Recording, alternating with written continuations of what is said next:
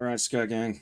Let's see what Nesmith has to say This game about is an early access game. So if I was gonna the Todd. it's for Starfield. Game. If you're the guy in charge, you're a little bit you're alone, like it's you alone. You're the captain, and so everybody can be tight with the captain. They can be loyal to the captain. It's hard to really be friends with the My captain first game. because there's not because of anything other than like he's authority, and his word has to go. And I think that one thing that I felt really good about it years while I was there, and I only agreed with maybe 65% of the decisions he made in general. If I was gonna come, but I think that's a very high batting average for a leader. I mean, think about like presidential approval numbers, right? Like, like when you have to when there's some guy at the top making all the decisions, like you're not going to agree with a lot of them.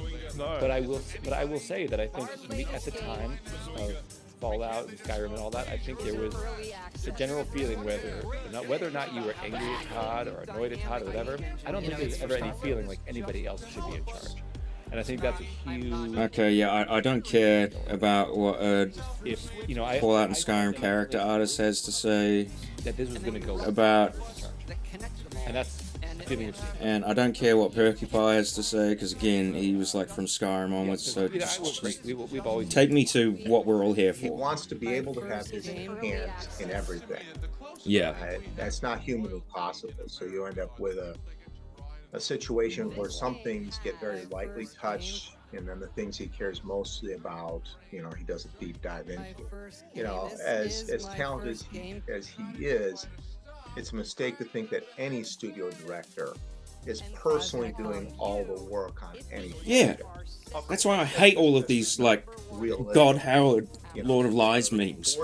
It's from fucking ignorant children. Time to even look at something. Thousands of people make games, Pass some judgment. not just Hideo The Kojima's. vast majority of them do what Todd did, which is pick and choose the things he cares most about, and then trust the rest of his staff to carry through on other things. Yeah, And like a project manager, not a really light touch on those, God of Lies meme reputation person.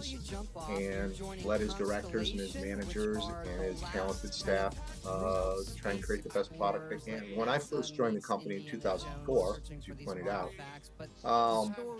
the only project going on really was Oblivion. I mean, the whole concept of DLC didn't even exist. Bethesda was one of the first to even do DLC of any kind. And they've really fucked it up for the rest of us, didn't they? Yeah, ha ha ha, horse armor, ha ha ha ha. So that was Ha ha ha ha ha ha ha ha ha, horse armor. in terms of reprints of things, of foreign language translations of old products, stuff like that. But in terms of development, it's just Oblivion.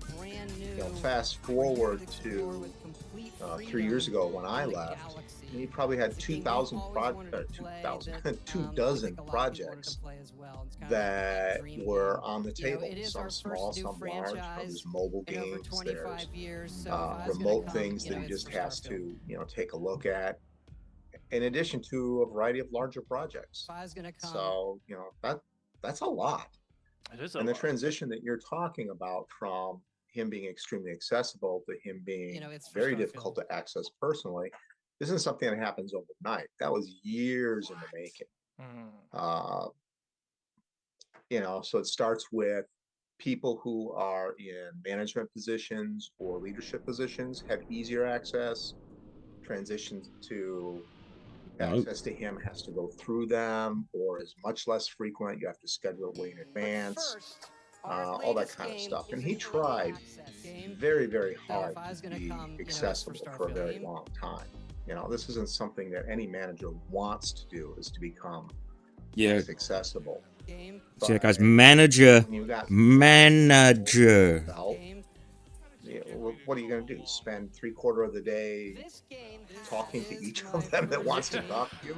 It's not feasible. Or do you have mid-level and higher-level managers who can take that responsibility and execute that for you so that you can get on with the more important work of directing the overall project? He's struggled throughout his entire career in this letting go process. I mean, what I said earlier is, light touch on everything and a deep dives into things he wanted. That's a light touch literally on everything. which means that one of the issues that the studio struggled with occasionally was, well, we can't move forward because Todd hasn't had a chance to look at it. God, what a Now, fucking obviously, this nightmare. wasn't something that was, completely a blocker, because the games got produced on time. Yeah. Which is not a common thing to happen in the industry. To, have it done excellently, and have it done on time. But it does mean that You know how they got that? You know how Todd and Emil managed to release things on time and meet deadlines? This game has my first game. You just cut features, lol! they're gonna feel it. My first game. This is my Okay. I didn't realize that was the actual end. But yeah. And Five's gonna come. It became our second straight. It's for Starfield. #1 mobile game after Fallout Shelter. Absolutely incredible. Five's gonna come. I started at Bethesda right as Arena came out, and when I first played it, I was thinking, sweet, this is a really nice dungeon hack game. The game starts you in a dungeon where you spend your first few levels, and then I got out into the wilderness, and I was like, you have to be kidding me. I can go anywhere, do anything?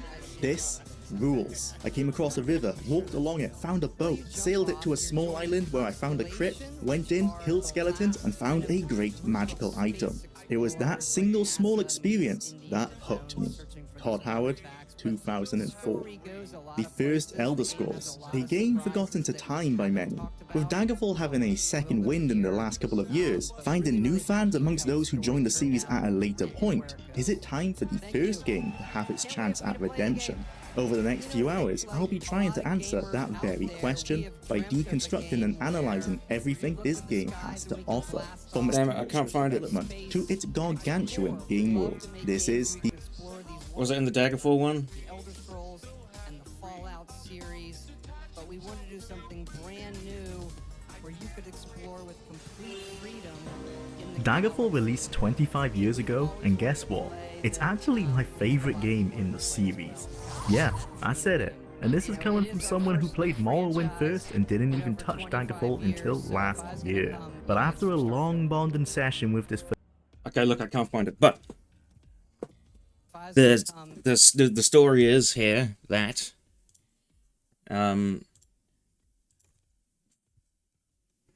It's for Starfield. Todd Howard was a Bethesda superfan after playing Arena, and he basically bugged them incessantly until they allowed him to join the company. And he came on for, I think it was Arena CD, packaging up Arena CD, and he was burning them in the basement, packaging them up and shit. Like, it's in this it's in this one or the Arena documentary that Julia outlines that. But yeah, that is to say, this was him fresh out of high school. He was like just incessantly, just never-ending bugging Bethesda to be like, hey, you should hire me. I like, Arena's pretty cool. I like Arena. Your game's pretty cool. You should hire me, man. I like, Arena's pretty cool. You should hire me, man. And so, yeah, he was there for a couple of years, and game companies in the 90s, way more so than they are today, would have had like the highest turnaround rates ever. People just sort of, no one, I imagine, had much company loyalty at all. Particularly programmers at the time were seen as far more like just commodities, annoyances that you had to have in order to, create your product. So all that is to say, basically any fucker off the street who wanted to work there could. And yeah, so that's how Todd, he first came here, right? He was like, God damn, I love Arena. Arena's so fucking cool, guys. Like, your game's really cool, man. Like, I think I should work at this company, man. I just think Arena's so cool. Like, you guys should hire me, man, because Arena's so cool. Like, you should probably hire me. So, like, after probably a couple years of that, they were like, okay, Todd, Jesus fucking Christ, Todd, we'll give you like, what can we get? Just okay, like Arena, it's gotten more popular. Jeez, oh, good timing then, Todd. How about a job for you? We could fucking, it's like Bruce over here, like he's getting sick to death of making these boxes and burning the CDs and shit in the basement. Todd, now that you're hired, that's your job. Go to the basement and burn all these things and just do the job. And then Bruce is like, oh, thank God I can get out of this hell and I can go and like actually do something that isn't this manual labor. But yeah, I say all of this and give you that little Todd backstory to hammer the point home that, like his right-hand man, Mr. Pagelrulos,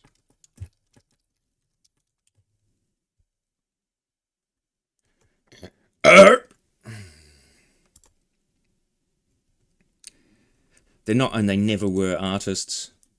They are not and ever were creators of anything of any artistic merit or integrity or substance. You can see this directly from both Todd and Emil's personal contributions in terms of writing and whatnot to the actual production of the Elder Scrolls games. Todd was a superfan who, like his chess club reputation precedes him. Well, actually, no, it doesn't. It's misrepresentative of his reputation. He was like the magna cum laude, or whatever those like American words for goodest boy in school are. He wasn't just in the chess club. He was in like all the clubs. He was like the nerdiest goody two shoe motherfucker there ever was.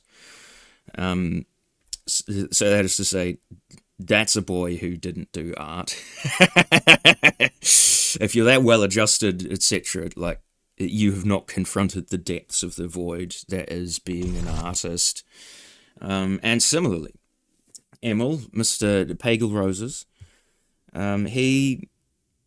his career prior to joining Bethesda for whatever work he could be given to do on the Morrowind expansions, I believe he started on Oblivion, with like side quest writing or whatever, because as has been evidenced, at least at this era of Bethesda as a company, basically you just had to bug them enough and they would hire you.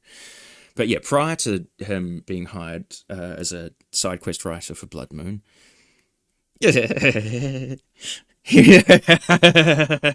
literally he was a games journalist. You can see it, like, Google it, go into the web archives. The motherfucker he did like GameSpot articles or some shit, like some old game.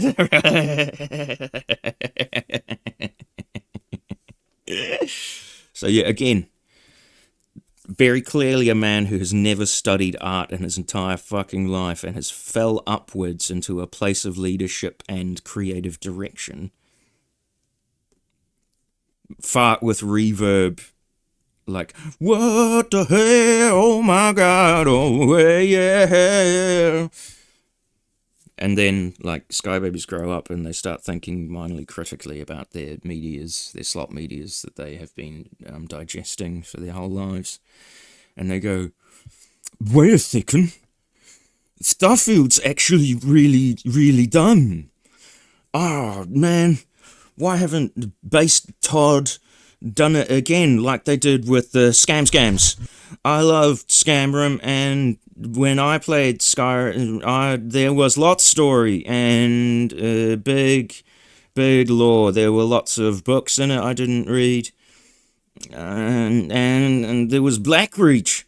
Blackreach is cool, guys.